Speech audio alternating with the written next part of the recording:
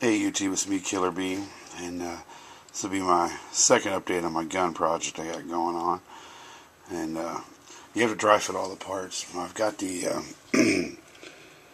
barrel sitting in here. As you can see, it's pretty flush, and the trigger. There's a little issue with the trigger. See if I can get some light on here so you guys can see in here. See that little brass bar there? Well, it rides up on this part of the trigger mechanism. When you pull this, or the hammer, when you pull the hammer back, this here moves and this little lever goes down. Hold on, let me see if I can move this. Hang on. Alright, there we go. I got it cocked back, and you see this little metal bar here is pushed down. Well, the trigger's really not special. It's just a piece of flat brass that rides up on the inside here. As you can see that. Well, it was pushing against this so you couldn't cock the hammer back.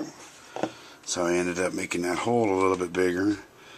And then you can see where I milled some of the brass out there a little bit. So far that's been the hardest thing I've had to do. And I'm working on the trigger guard. As you can see, it's not quite in there all the way right yet. But man, I'm still sanding away on the stock. It's nowhere near. I've still got quite a bit to go. I'm definitely enjoying it. I've decided, tool-wise, I haven't used any power tools yet. I think I've done everything so far by hand, which has been interesting, because I could probably have this done in maybe 2 weeks if I used power tools and sanded everything. With power tools, I could probably be done in a couple weeks. But I've just decided I'm going to do everything by hand, just to take my time with it and get everything shaped the way I want it. The only other issues, as you can see, I have the tank.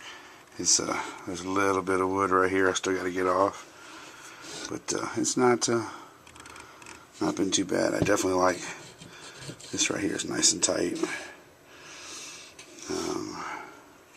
Here's the trigger guard so far. Like I said, it's not all the way inletted in yet. Still got quite a bit of work. But so far so good. It's definitely, sit that back in here. It's definitely going to look fairly nice. Still not sure what I'm going to stain the wood yet. I've got to come up. Everyone says to use dark walnut, and I don't know. I haven't decided if I want to do a dark color yet or not. But anyways, until next time.